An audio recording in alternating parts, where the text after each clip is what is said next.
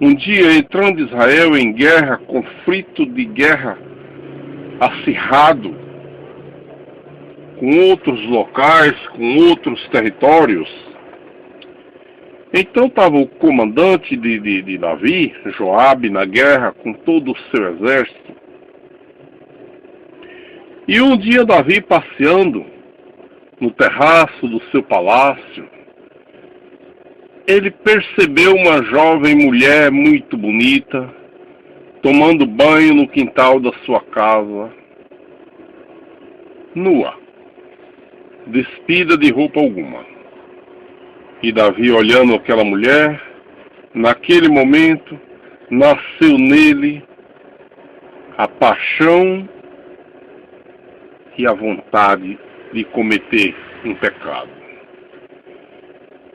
E a partir daquele momento, transtornou-se os pensamentos de Davi e a sua fidelidade já não era a mesma. Davi, a partir daquele momento, se ocupou até como, vamos dizer, menino de recado, procurando e indagando sobre a vida daquela mulher, sobre quem era aquela mulher, sobre mulher de quem, o que fazia, quem era o marido dela, enfim. Todos esses mexericos, ele andou em busca deles para obter melhores e maiores informações sobre essa mulher que penetrou na sua cabeça e não saiu mais. Então Davi, mandando chamar essa mulher no seu palácio, adulterou com ela, mesmo sabendo que era uma esposa de um dos seus mais preciosos soldados de guerra, Urias. Urias era um dos soldados de Davi de mais confiança e de mais vigor na guerra. Era um homem de ferro na guerra. E era um recém-convertido, porque Urias era iteu. Ele era iteu, ele não era judeu, mas ele era convertido. Ele era um homem que se considerava como um judeu e procedia como tal. Depois, mais na frente, nós vamos entender porque eu estou frisando aqui esse detalhe. Urias, na guerra, na fidelidade ao seu rei, expondo a sua vida todos os dias à ponta de espada, lança e arcos de flecha, e Davi cá adulterando com a sua mulher. Porém, meus amigos, a justiça de Deus, ela é para todos os homens da terra. Ela não é dedicada apenas para uns e outros não. E diante da justiça de Deus, não tem mais importância se o homem é um rei ou se é um servo, se ele é um rico ou se é um pobre, se ele é um mendigo ou se ele é um abastado da vida.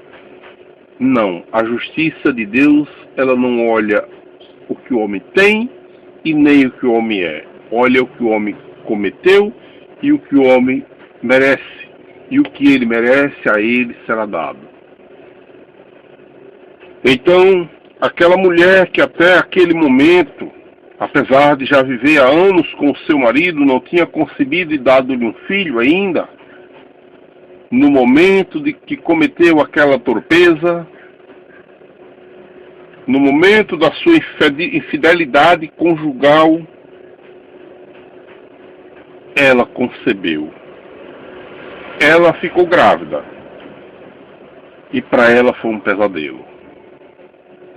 E ela, sabendo que o seu marido estava na guerra, sabendo que isso ia ficar notório e ele ia saber disso aí e ela ia ter alguma explicação a dar. Ela chegou e mandou chamar Davi e falou para ele: a nossa traição que fizemos ao meu marido vai nos custar caro, porque eu estou grávida. Eu estou esperando um filho teu. E qual vai ser a nossa explicação quando Urias chegar? Então Davi, nesse momento, esqueceu a justiça e por um momento também acredito que esqueceu a humildade e o vínculo que tinha com Deus e pensou em um plano diabólico. Apesar de ser um ungido de Deus, ser um homem até aquele momento impecável, ser um homem que era espelho de justiça, agradável aos olhos de Deus e todo Israel amava a Davi, mas naquele momento maquinou um plano diabólico, um plano assustador, um plano traiçoeiro, mas traiçoeiro das piores espécies que se possa imaginar. Mandou então ao campo de guerra um mensageiro com uma mensagem: diz a Urias que venha cá imediatamente. O rei o chama. E o mensageiro não tardou em chegar no campo de guerra, e chegando no campo de guerra, passou essa mensagem a Joabe, e Joabe o chamou. Então Joabe era o seu comandante, era quem tinha todo o poderio de mandar e desmandar na guerra. E o chamou e disse: olha, o rei te chama e vai imediatamente. Urias foi. Chegando Urias no palácio de Davi, eis-me aqui, rei meu senhor. O rei disse: mandei te chamar porque eu sei o que é guerra. Eu sei a guerra, quanto ela devasta a mente e o físico de um homem. Eu sei um homem casado, quanta falta ele tem da sua esposa, e por isso mandei te chamar. Para que fique aí uns 2 ou 3 dias com tua esposa, para que descanse um pouco essa tensão da guerra, para que desfrute o teu leito matrimonial um pouco, e assim tu voltarás para a guerra com um novo ânimo. Surpreendente neste momento, meus amigos, foi a resposta de Urias, o Iteu, recém-convertido. Urias disse a Davi: meu rei, eu não tenho condições psicológicas alguma de ocupar o meu leito matrimonial e desfrutar dele com a minha esposa, uma vez que a arca do Senhor, um bem tão precioso, se encontra alojado em um acampamento fajuto na guerra, aonde não lhe oferece conforto algum. Quando Joabe, que é o meu comandante, se aloja em acampamentos que não lhe oferece conforto algum, quando meus amigos, soldados como eu, estão lá morrendo, e eu aqui desfrutar de um leito matrimonial com minha esposa, ignorando tudo o que acontece no campo de batalha, me perdoa, rei, mas eu não tenho condições psicológicas para isso. Somente quando voltarmos vitoriosos dessa guerra, eu me darei a esse luxo, mas no momento não posso. E o rei ficou decepcionado com a resposta de Urias. Passando aquele dia e ele maquinando um novo plano.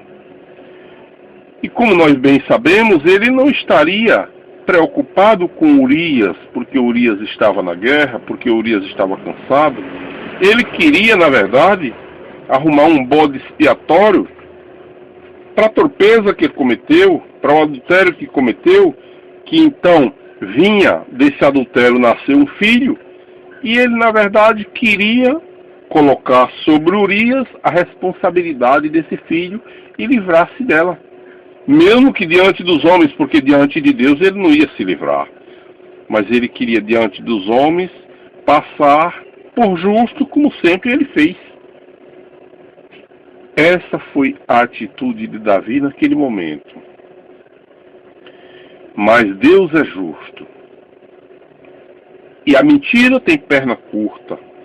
O erro ele não é perfeito, ele tem a sua imperfeição, perfeito é só Deus, e quando o homem quer gozar da perfeição, ele se conecta com Deus e não larga.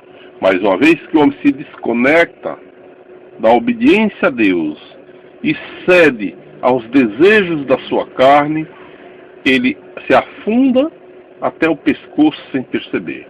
Não foi por menos o que aconteceu com Davi naquele momento. Querendo reparar um erro tremendo com outro pior, porque ele queria camuflar a má obra que tinha cometido para que saísse, vamos dizer, bonitinho no retrato diante do povo de Israel, porque estava borrada a sua justiça, estava mascarada a sua fidelidade. Mas se ele arranjasse um bode expiatório para o seu ato, tudo acabaria bem diante do povo. Diante de Deus, ele certamente iria dar conta, mas ao povo ele não teria explicação nenhuma a dar. Pois bem, meus amigos, o segundo plano de Davi foi, no outro dia, convidar Urias a beber. Convidar Urias a tomar vinho. Convidar Urias a um banquete na sua casa. Ora, tratando Urias como se Urias fosse um filho primogênito, com banquetes e festas. Vamos tomar vinho, vamos para desaparecer, a tensão da guerra deixa a pessoa muito exaltada, tu tem que relaxar um pouco, tu tem que dormir no teu leito alguns dias, depois tu volta para a guerra confortado. Mas larga essa tensão, esse negócio de estar pensando só no campo de guerra uma coisa tão horrível, sangue derramando toda hora e tu não deixa de pensar nisso. Mas, meu Senhor, são meus irmãos que estão lá. E vamos tomar vinho. E foi tomando vinho, e Urias tomando vinho, e ele evidentemente se poupando de tomar bastante, mas arrochando vinho pro lado de Urias. E Urias tomando, e Urias entrando na onda do vinho, embriagou-se. Embriagou-se, mas mesmo assim não dormiu com a sua esposa. Continuou na fidelidade aos seus amigos de guerra, a Joabe, a arca do Senhor, aquele momento de tensão de guerra em que ele se achava um traidor se ele deixasse eles lá no campo e viesse se aposentar nos seus leitos matrimoniais. Então ele não quis carregar essa mácula, esse peso na consciência.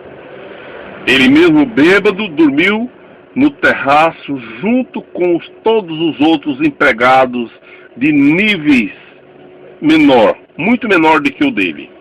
Empregados de limpeza, outros tipos de empregado, e ele era um soldado renomado e dormiu no meio deles, mas não cedeu à vontade de Davi. Quando amanheceu o dia, grande foi o ódio de Davi com Urias.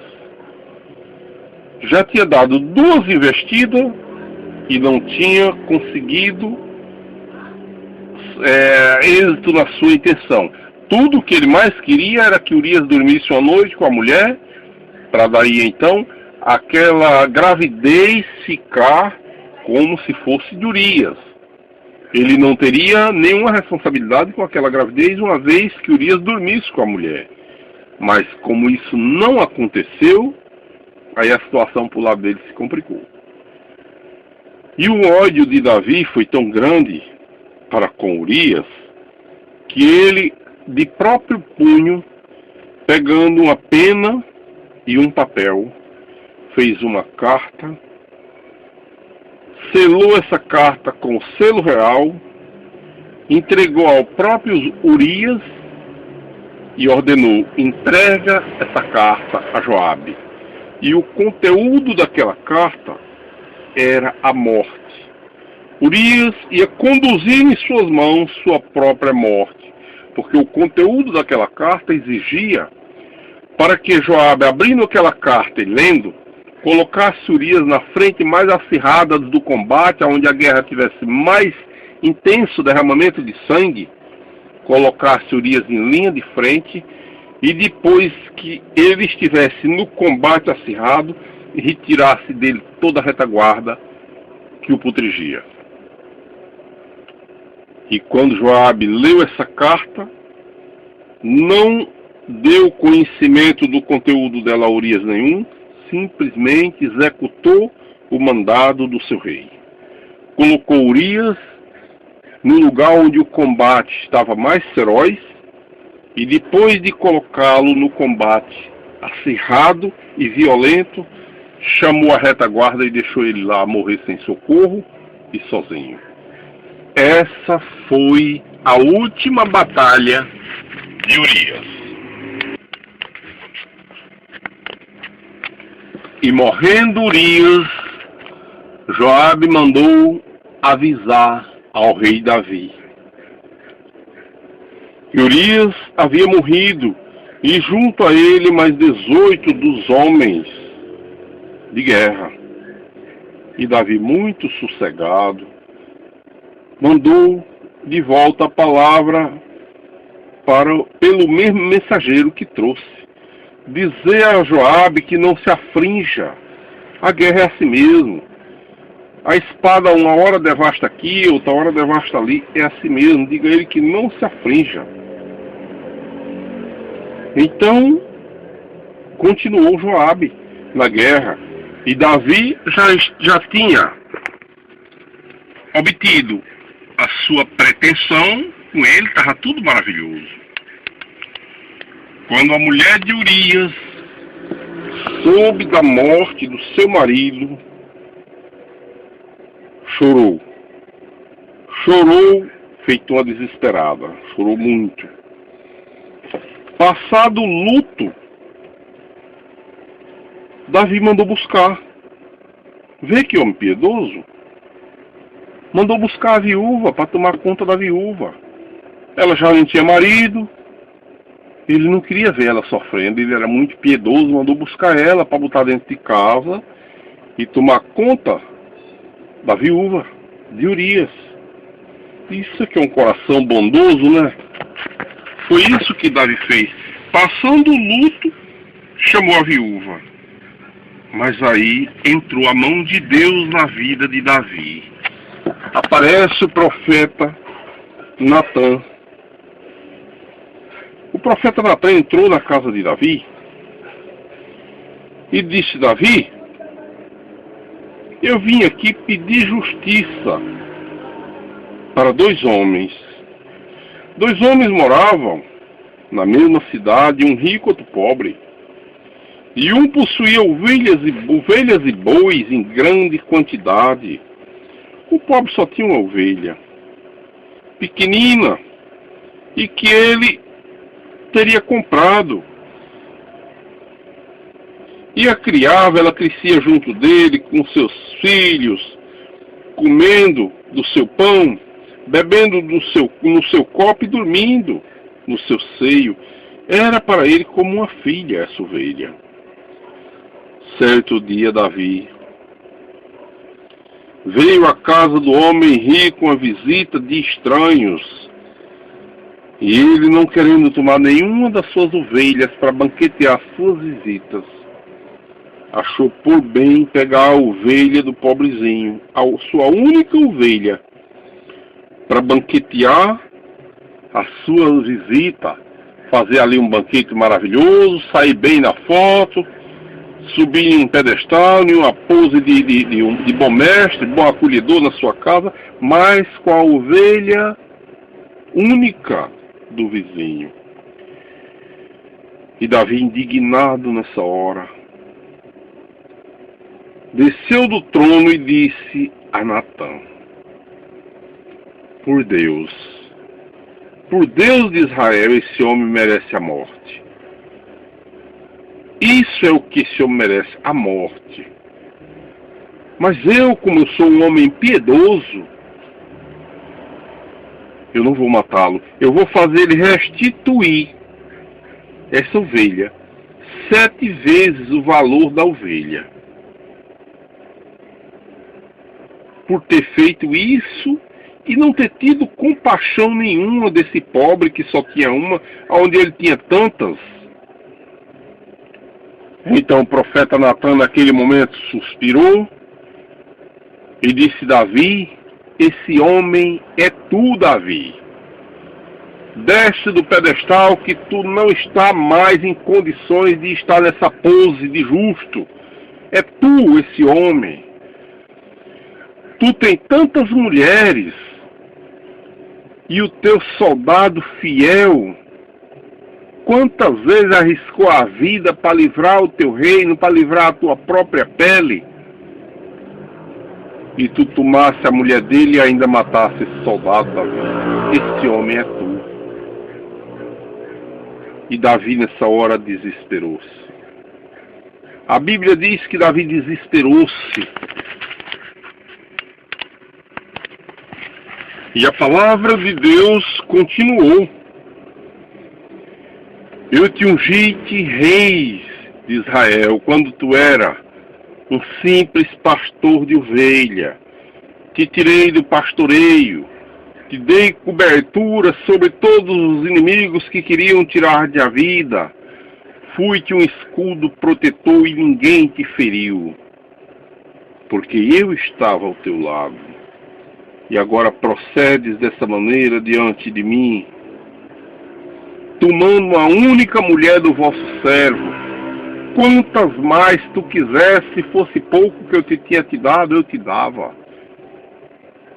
Mas tu procedesse muito mal diante de mim. E Davi prostrou-se. Davi prostrou-se e clamou: só contra ti, Senhor, pequei contra ti, só contra ti, ora, só contra Deus. Davi tinha pecado contra Deus, contra Urias, contra a mulher de Urias, contra o povo de Israel, que também eram seus súditos. Mas mesmo assim ele diz: só contra Deus pequei. E a palavra de Natan foi dirigida a Davi: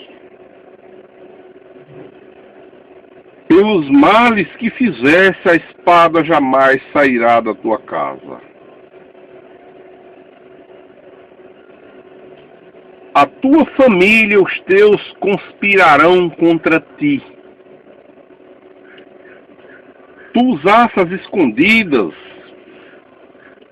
com diálogos escondidos, buscando vigia, saber a vida da mulher, do teu soldado, tudo às escondidas, e adulterasse escondido com ela.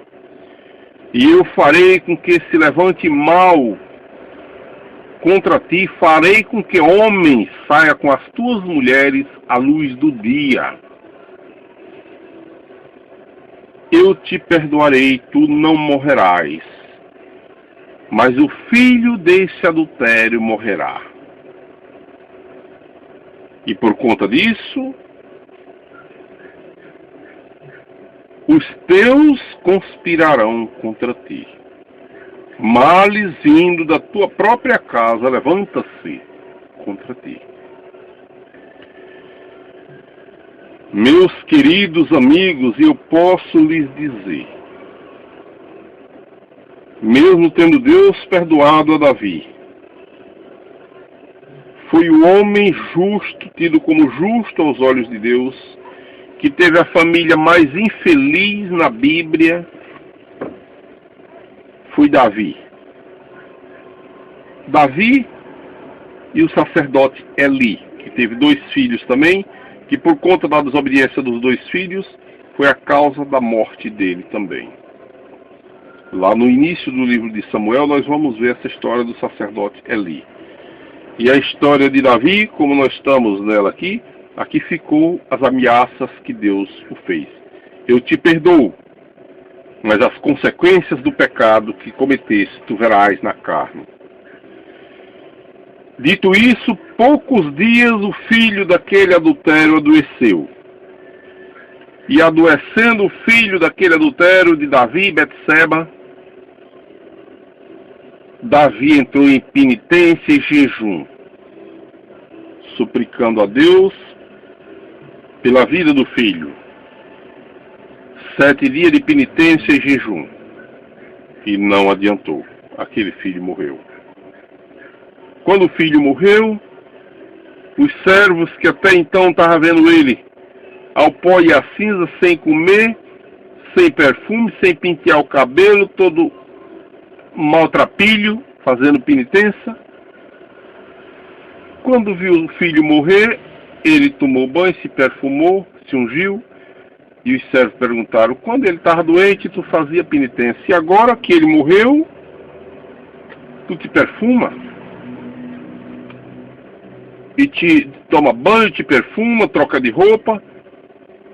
Davi disse: agora, quando ele estava doente, eu supliquei a Deus e fiz penitência, porque Deus podia até ter misericórdia de mim e dar-lhe a vida. Mas agora que ele morreu, ele não vem mais para cá. Eu é que um dia vou para onde ele está. Pois bem, meus amigos, essa parte se concluiu. Continuando a história da família de Davi,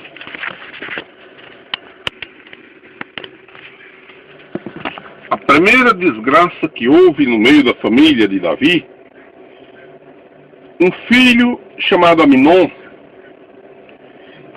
ele tinha desejos por sua irmã, Tamar. E era um desejo incontrolável de tê-la como mulher, apesar de ser irmã. E ele armou uma cilada e se fingiu de doente. E estando ele fingindo de doente, clamou ao pai que mandasse Tamar e preparar para ele pastéis para ele comer. Afinal de contas ele estava doente, fraco. Vindo da mão dela alguns pastéis bem feitos, podia ser que ele comesse. E Davi, acreditando nele, mandou, não via mal algum, em a irmã e cuidar do irmão. E ele, aproveitando essa ocasião, estuprou a irmã. Desvirginou a irmã à força. E isso foi decepcionante.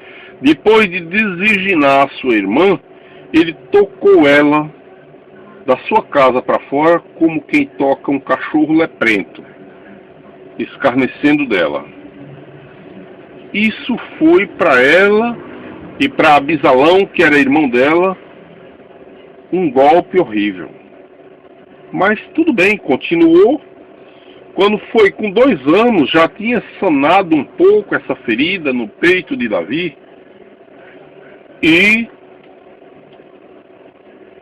Abisalão, tosqueando as ovelhas, resolveu botar em prática a vingança contra o ultraje que Aminon fez a sua irmã Tamar.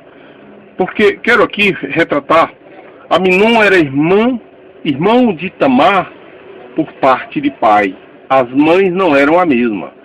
Agora, Abisalão e Tamar era filho da mesma mãe e do mesmo pai. Aminon era irmão por parte de pai. Abisalão era irmão de Tamar por parte de mãe e por parte também de pai. Abisalão tosqueava as ovelhas 2 anos depois, e aí tramou matar Aminon, por conta dessa desfeita que ele fez à sua própria irmã. Promoveu lá um jantar, chamou todos os seus irmãos, suplicou ao rei que mandasse toda a família, e o rei mandou, não vendo nenhum mal nisso, só que Abisalão já tinha tramado com todos os seus súditos, aqueles que trabalhavam para ele, seus servos, de que quando o pessoal se saíssem e tivesse a mesa mais vaga, não tivesse quase alguém, e Aminon tivesse bem alegre pelo vinho que já tinha tomado, os seus servos ali tirassem a vida. E assim se fez. Isso foi para Davi um golpe avassalador. Novamente, Aminon morreu. Abisalão fugiu para terras estranhas com medo de Davi. Passando 2 anos em terras estranhas, fugido do pai, ele se juntou a Joabe para negociarem a volta dele ao reino. E o pai aceitou ele de volta. Chegando Abisalão de volta ao reino, abraçou o pai, foi a maior festa, mas só que o plano diabólico dele já vinha feito com ele. Já vinha dentro do coração a trama dele, o que ele ia fazer contra o pai. E o que ele fez dessa vez? Ficou à entrada da cidade, juntou alguns que eram a favor a ele, e ficava sempre tirando plantão na entrada da cidade de Jerusalém. Todas as pessoas que iam entrar na cidade, ele tinha por obrigação de ir procurar qual a busca da pessoa, qual o interesse da pessoa em buscar a cidade, o que ia fazer. E quando as pessoas iam comprar alguma coisa, vender, tudo bem. Mas quando diziam, eu vou em busca do rei, eu vou procurar o rei para fazer justiça em uma causa, eu estou com conflito com a família minha, estou com conflito com um estranho, estou com problema com divisa de terra, estou com um problema porque alguém me roubou meu boi. Então Abisalão dizia logo o seguinte: meu pai não está. Meu pai não está mais ligando para o seu povo. Meu pai agora está muito rico e não liga mais para o povo que lhe deram todo o apoio, que deram a vida por ele. Hoje ele não está retribuindo ao seu povo o valor que o seu povo merece. Quem me dera um dia ser rei nessa terra, porque eu ia fazer justiça a todo esse povo tão bom. De que tribo você é, meu irmão? Sou da tribo de Benjamim. Nossa, que tribo justa, a tribo que você pertence é maravilhosa. Agora assim ele dizia com todas as tribos e todos os povos. Às vezes pessoas vinham, ele como príncipe, vinham se prostrar aos pés dele, ele não levanta, pegava a pessoa pelo braço, levantava, abraçava. Eu não sou melhor que vocês, eu sou um servo igual a vocês. E um dia, se me fizer rei aqui, eu não quero que ninguém se prostre nos meus pés. Eu quero todos aqui se tratando com amor e com igualdade. Quer dizer, levando o pessoal nessa conversa, 3 anos, ele foi desviando o povo de Davi e colocando o povo à sua direção.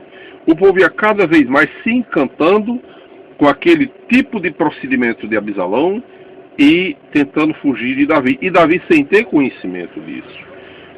Quando foi um belo dia que ele já tinha feito uma grande massa de conhecimento e já tinha muitos que torciam para que ele fosse o rei de Israel, ele chegou ao pai e pediu uma cavalaria. Pediu para que uma cavalaria lhe acompanhasse, porque ele ia fazer um sacrifício. E pegou ali uma escolta de 50 cavaleiros de primeiro escalão e saiu ali ajuntando em Israel todos aqueles que eram em favor deles, e muitos que não eram, eles foram levando em conversa e colocando no batalhão dele. Quando menos espera Davi, esse homem tinha formado um batalhão de guerra muito grande para guerrear contra o próprio pai. Quando Davi soube disso, foi às pressas que Abisalão vinha destruindo todos aqueles que eram contra ao pai dele. E Davi teve que fugir depressa da sua cidade para não morrer. E para sorte dele, ele usou estratégias e colocou espião no meio do povo de Abisalão, para lá confidenciar a Davi, através de intermediários, as tramóias de Abisalão. Essa foi a sorte dele. Então, colocando espião lá dentro, Davi conseguiu colocar lá dentro o sacerdote, e que as palavras dele eram de muito valor para Abisalão. Abisalão acreditava muito nas palavras dele. Então ele deu lá opiniões que eram favoráveis a Davi, e Abisalão acatou as opiniões dele. E ele mandou de volta espiões, informantes, informar a Davi o que ia acontecer. Então Davi mantinha-se informado e assim se saiu e não foi pego.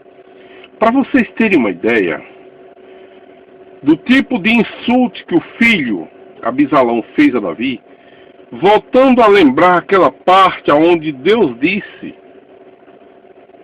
tu usaste as escondidas para sair com a mulher do teu servo, e eu farei com que mal se levante contra ti, e homens saiam com as tuas mulheres à luz do dia.